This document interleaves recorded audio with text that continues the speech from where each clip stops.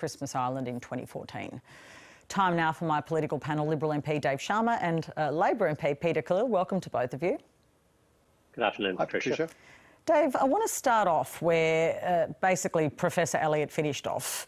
Are you comfortable with the family being separated there, Tarnika being treated in Perth while her father has been separated from her? Is that a situation you think is fair? Look, I don't know the details. I've just told you the details. Patricia, they've been separated. Okay. Well, I presume she's got her mother with her, or she does have her mother, but she's distressed and wanted her father with her too. Why separate a family? Yeah, look, I've got a lot of empathy for her. I wasn't part of that decision making. I would like to see families kept together wherever possible, including to seek medical treatment, but without knowing the particular circumstances. That's all I could say as a matter of principle. Okay, so it would have been a better way to deal with this. Peter Khalil? Patricia, look, I don't want to go straight after Dave on this, but this has been all over the media for years. It's not good enough to say I don't know the details. The minister has ministerial discretion. The minister has ministerial discretion. They have used this discretion on hundreds of cases, whether it be for asylum seekers to stay in Australia or even illegal au pairs. They can use this discretion again on this family. I called for this on your program, Patricia, I think back in 2019, in September 2019, again urging the minister to make that decision and use their ministerial discretion. And this argument that the government puts up about, oh, this will open up a back door, is utterly ridiculous because I've heard them say this, it might open up the floodgates. Well, actually, ministerial discretion has been used by the Minister for Home Affairs or Immigration many, many times, and it hasn't opened the floodgates. It hasn't opened up the back door for illegal au pairs to flood into the country. Okay. This can be done. Dave Sharma, why not use ministerial discretion to help this family that has been stuck there since 2019? The community clearly loves them. They want them in Biloela. We're at a time where we've actually suspended people coming into this country. Here we have a family that wants to be in our country. They're already here. Why not let it happen? Well, I've got a lot of sympathy for the individual family. I don't know them personally, but we're a country in Australia that's governed by laws, not the whim of a particular individual minister, and we make systems and processes and laws based on But we do have discretion. It exists. So you say not the whim, but the whim's there. Well, it's good enough for an au pair. It's up to it's up to the minister about when they use that discretion. But I'm quite conscious that we shouldn't be having bespoke migration solutions. Every case is compelling. Every case is heartbreaking. When you see people who, struggle to find a way to Australia, of course you're going to sympathise with them on an individual level. But we don't make policy on the basis of an individual family. We make policy on the basis of a nation. And as a nation, we are exceptionally generous to people who are. But not this family. We're not generous to this family. Well, I'm saying as a nation, we run a very, very generous humanitarian resettlement and migration program. Well, now, this particular family, I'm not the minister. I don't know. No, you're actually a backbencher. So what you can say, if you do have all this sympathy, is that, well, come on, Peter Khalil, I'm the questioner here. What you can say is that you think the minister should use ministerial discretion to help this family. You can say that. I'm not going to do that. I'm not the minister. The ministers, it's up to them about when they use their discretion and when they don't. And I'm conscious that, we've got a system of laws in this country. This family is contesting some of the decisions that have been made with respect to them through the courts. That's the proper process in which to do so. Let's let that process run its course. That's what due process and procedural fairness entails here, not the stroke of a pen. Peter Khalil, due process? Look, just to remind Dave about what ministerial discretion and due process entails with respect to the minister under the Act. The minister does have discretion with respect to using that discretion acting on compassionate grounds or exceptional circumstances. That's the power that the minister has. And clearly there is a case here with respect to the Biloela family on compassionate and exceptional grounds. There's issues around procedural fairness, among other issues. And this discretion has been used in this manner by ministers, as I've said many, many times, whether it's for other asylum seeker families or individual cases or whether it's for illegal au pairs. All right. Dave Sharma, just one more on this before we move on to other issues. The total cost to detain the Tamil family on Christmas Island from the 31st of August 2019 to the 31st of January 2021 is estimated to cost $6.7 million. Now, I think you're an economic conservative, an economic rationalist broadly. You're on the right side of politics, centre-right. That seems like a bit of a waste of money, doesn't it? I mean, just on a sort of good public use of money, that's a lot of money to be dealing with one family, to be making a point that seems to be lost in a global pandemic. Well, look, it is a lot of money, but I'd make the point that the detention facilities that were open on Nauru Island and Manus Island by the Labor government also cost a lot of money. They did, a lot of money. Close them and house people in the community and save us a lot of money. So, you know, it's I'd rather not spend the money, but I also am keen to support the integrity of our borders and the integrity of our migration program.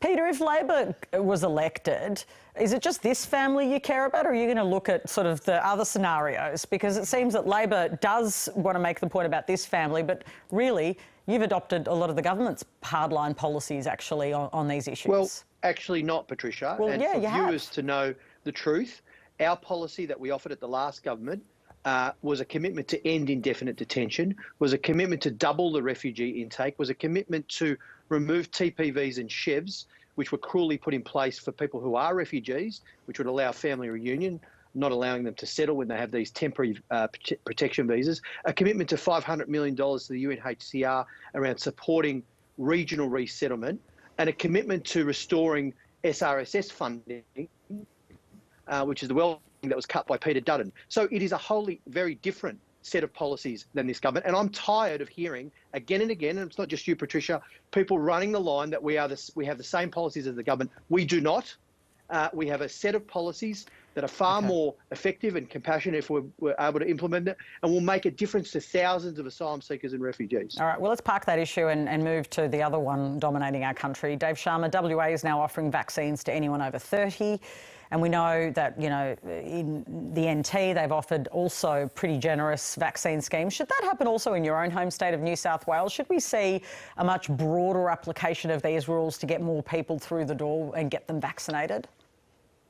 I think so, once the supply is there and the distribution is there, and I think that's increasingly the case. I mean, I believe the Department of Health just announced an hour ago that any Australian over 40 now can go and register to get the vaccine. I've registered to get the vaccine. I'm between 40 and 49, so I'm in phase 2B. And look, I think I've been encouraged by the uptake in recent days. I mean, we're over 5 million vaccinations now. We've done 1 million vaccine doses in the last 10 days. The first 1 million vaccine doses took 45 days. So this program is accelerating as we'd expect it to do so. And the more broadly it's available to the population, the quicker it will be taken up, and that's a good thing. Peter, there's been the revelation today in Melbourne, in Victoria, that this Delta strain actually probably came out of hotel quarantine, according to the analysis, which shows another failure in hotel quarantine. This one, you know, we've talked about the genesis of the other outbreak, because there's a few clusters now coming from South Australia. But this one looks like it's actually out of the Victorian system. Does that mean that the Victorian system's not working? Well, what I would say to that is that the Prime Minister, Scott Morrison, has bragged about how hotel quarantine is 99% effective. Well, the 1% that's not effective has caused around 21 or 22 outbreaks after today. What we have said time and time again, Patricia, going back 14, 15 months, is that the Prime Minister and the federal government have responsibility for federal quarantine. They should have brought the policy, the resources, the planning to setting up federal quarantine facilities fit for purpose that could work alongside hotel quarantine, and you can use hotel quarantine for less risky cases. They did not do that. They did not do that work. And we've seen again with the Delta strain leak from hotel quarantine today, the effects that this has. Now, it's not all their responsibility, but they have a big chunk of responsibility, which they are not taking. They're not taking that responsibility. Let's get those federal quarantine facilities set up fit for purpose. It's not too late, because they will actually increase the capacity to take more returning Aussies, which there's still some 30,000 stuck overseas, and actually be fit for purpose and reduce the risk around leaks from hotel quarantine. Dave Sharma, we've seen that the federal government is going to step up when it comes to the Victorian plan, but should it happen more often? And should it happen in your own state of New South Wales? I think if there's a proposal from the New South Wales government, then the federal government should look at it seriously. We should be looking to expand quarantine capacity here. I mean, I think that the important thing to note, though, is that our defences against this virus are sort of multi-layered, and the political debate tends to fixate upon one or the other. I mean, the vaccine is a defence. our border restrictions are defence, hotel quarantines are defence, but also contact tracing and testing, and they all need to be working synchronously. And there will be inevitably, failures at various levels of defences from time to time, and the art of this is how do we respond and adapt to that. And I think, it can be easy to sort of point at a single point of failure, but if you're only relying upon one system to do all the lifting for you or the heavy work, you are going to have problems. So we need to make sure, all elements of our public health system are working together. And an expansion of quarantine facilities, yes, I think that would be a good thing as part of a whole, system-wide response. So just to nail you down on that, you do think that while hotel quarantining should continue, there should be a reduction of it and there should be an increase in these purpose-built sort of centres? No, look, I'd like to see just an increase in our quarantine capacity in Australia so we can take in more international arrivals, because I know there's still Australians who are keen to get home, but there's also, skilled worker shortages, students, any number of things where we could do with having the borders more open, but we're limited by how many people we can quarantine at any time. New South Wales is still taking, the lion's share. We've taken about 40 to 50% of the overall quarantine intake for the country. It'd be great to see the other states doing a little bit more, and I think it'd be good to see an expansion of facilities in whichever states are able to manage this. Peter Khalil, you heard his answer there. There should be more of it. Are you pleased to hear it? Well, I agree we're all in this together. If Team Australia means anything to the government, to Dave Sharma, it means providing support to fellow Australians, whether they're Victorians or not. Victorians are Australians too, I would say. And where is the urgency, Patricia? Where is the sense of urgency? I know they went on about it's a race, it's not a race. But you know what? Why is it that we have a Prime Minister that has to be cajoled, pushed, forced into taking responsibility? Why isn't he taking that responsibility willingly, whether it's on federal quarantine facilities or whether it's on ownership around the vaccine rollout? And the slow rollout, yes, it is a race. Let's just be clear. People know it's a race. And I'm not alone. I remember like last year saying, make contingency planning, buy 6 or 7 vaccines. It was on your program, Patricia. Get the supply right, sign the contracts. And you know what? If they all work, fantastic. We can give the surplus to our Pacific neighbours and be leaders in the region. They did not want to do this. And they have failed again on the slowness of the vaccine rollout, on federal quarantine. I want to see a national government that is taking responsibility and showing national leadership and working with the states and territories, not having to be forced to provide support to Victorians. It took them a week to say, yeah, we'll help Victoria. Just one more question to you, actually, Peter Khalil, because you are in the Melbourne lockdown. Aren't we having a glorious time? It's so fun. Obviously, I'm assuming you are as buoyed by the news that potentially will open up something on Friday. Do you think there's a sense of urgency around certain things going back, like, for instance, schools? Absolutely. I mean, the people that are copping this most are working mums, actually, parents, but certainly working mums. I've spoken to a lot of them who are really, really struggling at the moment. The impacts on mental health are severe, the impacts on kids. We know all of this. The data's come in.